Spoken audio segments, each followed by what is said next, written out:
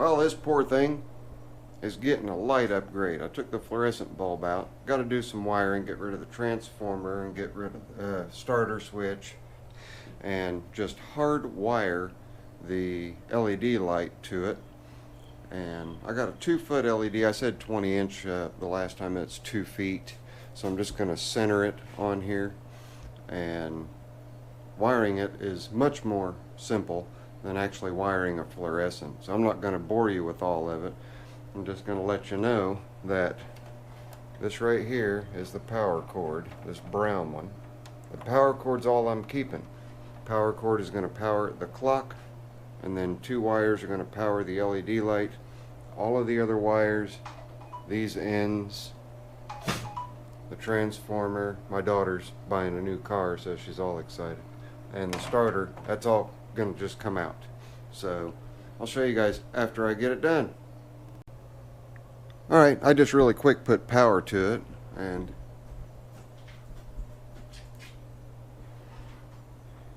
whoops, took the power away. So it kind of concentrates right there in the center, but I'm okay with that. Lights the whole thing up, looks pretty decent. And I cleaned it up, looks pretty good cleaned up. It's still really yellow, but let's get the rest of it put together. Alright, that was pretty easy. There's a lot of wash on it, but it's not, I mean, the camera's just not picking it up right. You can read it quite easily. The camera's just concentrating the light, which is kind of odd, because it is not. It's still doing it. Well, you just have to take my word for it. It's not washing out the simplicity at all. And it cleaned up really nice, still yellowed, but you know, you got to figure this thing's from the 70s. But we're back in business. I should never have to mess with that light again. Now it's time to get busy. We're going to change the belt out on this, and I'm going to show you guys the procedure for changing this belt in case you've got a Toro Timemaster. So this one will be named Toro Timemaster. I'll see you guys in just a second as soon as I get things set up. Hey gang, old Blue is being real, I knew that was going to happen. It's being really cranky.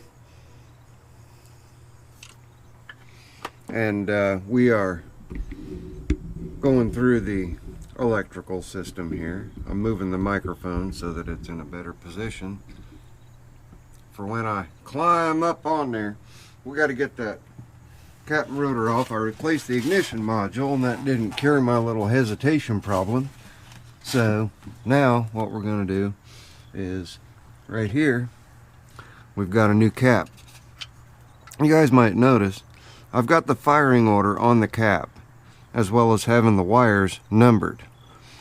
So if you look here, I've got 1, 2, 3, 4, 5, 6.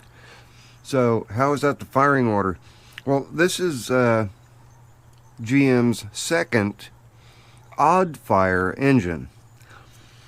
First odd fire engine was a Buick 225 cubic inch V6 that eventually wound up in Jeeps, known as the Dauntless V6. I love that name. But with 257,000 miles, it's a little tired, and so the maintenance is getting ramped up a bit. It's been 4 years since I changed the cap, but I have a little bit of play in my distributor, so that little bit of play tends to wear out the contacts a little more. And what I always do is I always purchase brass contact caps and rotors, because the aluminum ones, with this distributor being wore out like it is, it just eats right through them. So like I say, I replaced the ignition module. That didn't take care of my little hiccups and hesitations and misses. So we're just going to change the cap out. And on these, it's actually really easy, with the firing order being 6, 1, 2, 3, 4, 5. Like I say, they call it an odd fire. It's been a good truck, but I actually am in the market for a new truck, and I'm looking at getting a 3/4 ton. So when I find the right one, you guys will certainly be privy to that. But I'm just going to go ahead and take care of this. Get this cap off. It's pretty easy. If you number your wires, it makes your life so much more pleasant. And yes, I've had this cap off enough times that I can pretty much just put my wrench right on those little screws. They're a, what is it, a 7/32 is the size, and you just have 2 of them. And what I do is pretty simple. I just get in there, get the screws out. Got to watch it you don't drop them. I've done that before.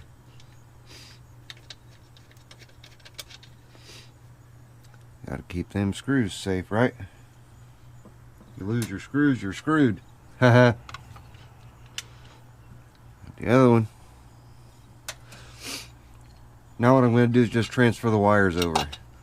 Pretty simple.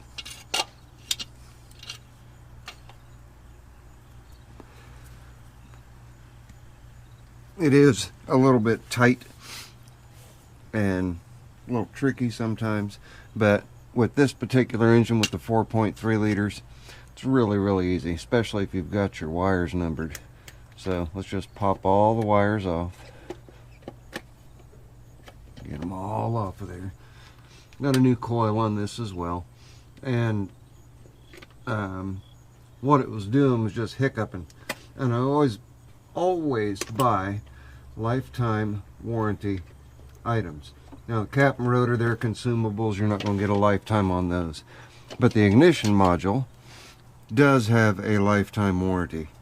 And since it has a lifetime warranty, it makes it ever so nice to just walk in and say, give me another one.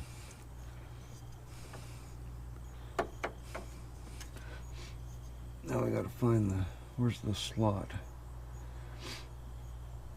Oops, I'm on upside down. There we go. There's the slot. And it doesn't matter what position the distributor is in when you are putting it together. You know what? I think I'm gonna clean that up. I'm gonna get a little bit of abrasive paper and clean that shaft up a little bit. So hang on, I'll be right back. Alright, we're back in business. I got my air hose so I can blow everything out. And we've got us a little piece of emery paper that is on a roll. Makes it really nice. I use this stuff on the lathe all the time. And soon I'll be using it on the mill. And speaking of the mill, Tom Dewey is anxiously awaiting some mill videos. And currently I don't have anything going on that's requiring that I do something on the mill, but I do have an idea. And the idea that I have, if it works out, will probably be pretty cool. Because I don't know how many of you have noticed, but I woke up this morning and I had 9,992 subscribers. 8 away from finally reaching the 10,000 subscriber milestone. And as I was checking comments and doing stuff like that, it bumped up to 9,993. Sorry, I was taking a drink of pop. Or soda, depending on where you live. So hopefully, fingers crossed, I'll breach the 10,000 mark today. And I'm going to use a little bit of dielectric grease after I blow everything off here.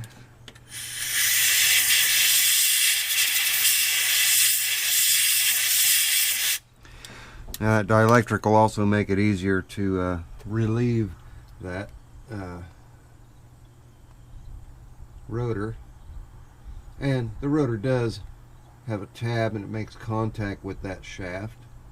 So dielectric grease is just going to come in handy, right? Right. Okay, now we got her. See how it goes.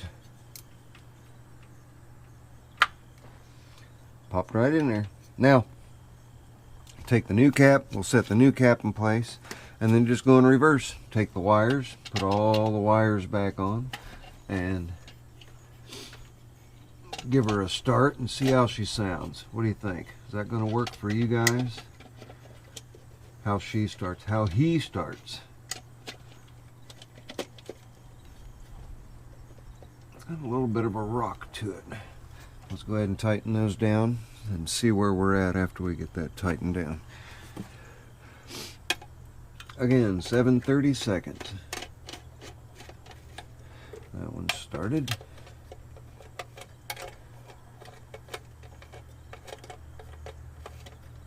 That one started. Get them on down there. That's my woman texting me, Miss Zippo. We'll check out what she has to say here in just a minute, as soon as we get this part of the video done. So I'll be doing some kind of a celebration on reaching the 10,000 subscriber milestone. Not sure what I'll do yet. I may do a giveaway. We'll see. Yeah, I think I will. I think I'll do a giveaway, and I'll see what I can come up with to make the giveaway worthwhile for everybody. So we got number 5, which is right here according to my dots. Here we've got the coil. We just go in reverse and just match up the dots that I've put on the cap with the numbers on the number 2 should be over here.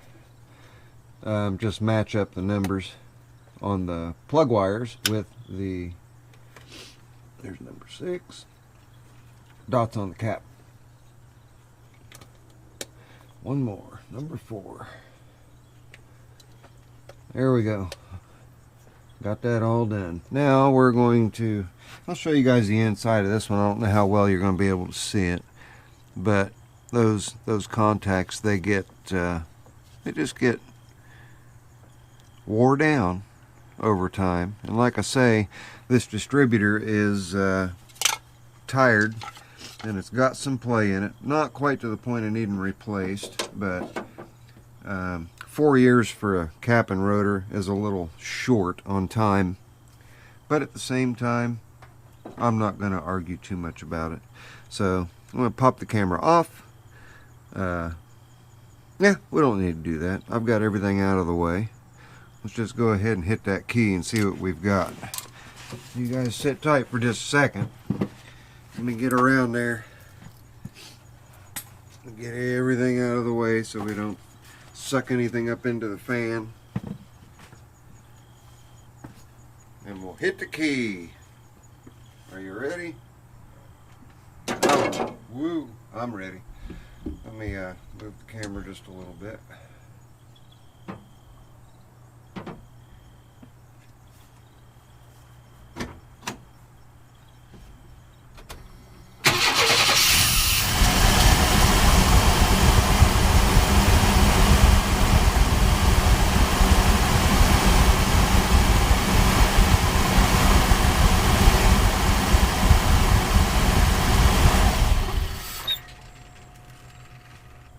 Funny how a little bit of preventative maintenance can save your hide.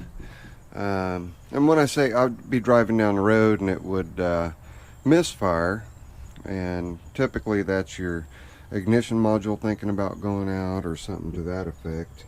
And In this case, since the ignition module had a lifetime warranty, I went ahead and exchanged it, and that didn't cure the problem. So now I've got the new cap. It's got new plugs in it that I put in a couple weeks ago.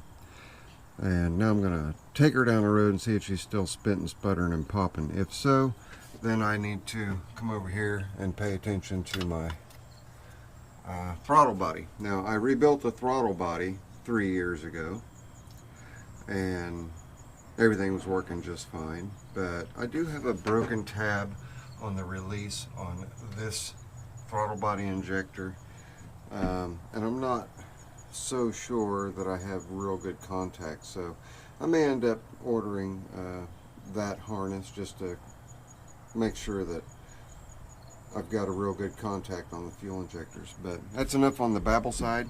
I'm going to go ahead and end this one for the moment. I'll go out and take it for a ride, and I will let you guys know if we have cured the problem or not. So see you shortly. Let's rock and roll, see if we cured our problem. What do you say? Are you with me? In the words of the almighty Bruce Pender. Get my window up. There we go. Hey, my branches are kind of low. Need to do some trimming. Alright, we're just gonna run down the road here and get on to sort of the main thoroughfare. Take a quick little jaunt down one road that is not policed, so I can just hammer down and see if we've managed to get rid of the backfire. So far I'm not hearing any backfires whatsoever. What do you think of the paint job on that hood? That's awesome, isn't it? Now, do I have work in the shop that needs done? Yes, absolutely. Can I get that work done in the shop and not have a vehicle to chase parts with? No, I cannot. That's why it's important that even though I'm taking time out of being productive, that I get Old Blue in a position where it's behaving. Alright, now when it happens is when I put my foot in it. So let's see if we do any backfiring.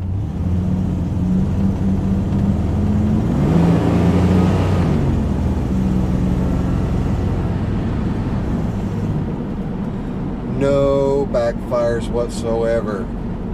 None. Zip. Zilch. Alright, well, you know what? That's about good enough for me. This is just one big triangle, so I'm going to take this triangle and take advantage of it.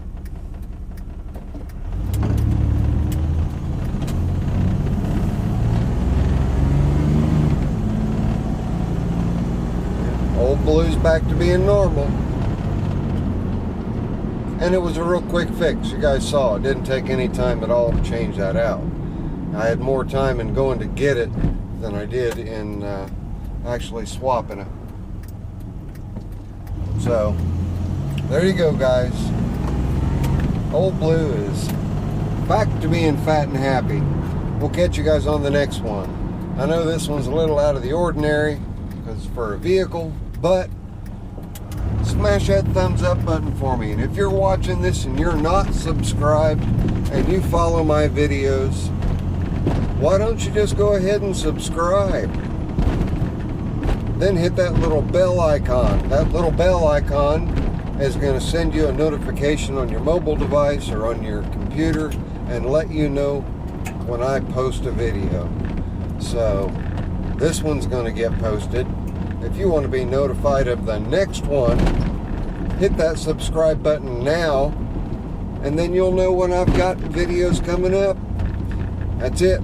We will catch you on the next one. Your friendly neighborhood Zippo. Later. I am out of here. I'll just tack this one onto the Old Blue video. My apologies. Didn't shoot the video on this. You can go to Toro Fixes All, and he recently did one of these, did a belt change. Just follow his directions. They're as good as they're going to get, if you can get past the parodies. Another problem that we had with it was getting the height adjustment squared away. So we've got that squared away where it engages where it's supposed to and stays in place. I just need to let those guys know. Keep your feet off that lever. Just use your hand. And cleaned the broccoli out from underneath the deck, sharpened the blades, took care of everything that needed to be taken care of, so that's ready to go. So the only thing left as far as the grounds equipment goes is the Cub Cadet. We'll get through that. And I discovered something. This engine, are you ready for this? It's probably going to shock a lot of people. That engine is not a Tecumseh. It is not a Briggs & Stratton. It is not a Kohler. It is not a Kawasaki. It is not a Suzuki. It's not a Wisconsin Robin. It's none of the above. None of the above. No, it's not a Lawson. None of the above. What is that engine? That engine is an actual Cub Cadet engine. So what do I mean it's a Cub Cadet engine? They don't make engines. Well, they've partnered with a quote unquote Asian company, which we can only surmise is China crap company, and they are making their own engines. So that's why this engine looks so odd to me, why I couldn't figure out what make and brand it was. It is a literal Cub Cadet 420cc overhead valve electric start motor. So we'll get through it, clean the carburetor out, hope that the China junk will come back to life and behave. If not, you have one option for parts. One, you go to Cub Cadet. They've got the market cornered on their own engines, so of course you're probably going to pay a premium for them. So anyway, I just thought I'd share that little bit of tidbit of information with you. We'll catch you guys in the next one. Zippo later. I'm out. Give me one of those big old thumbs ups. Later.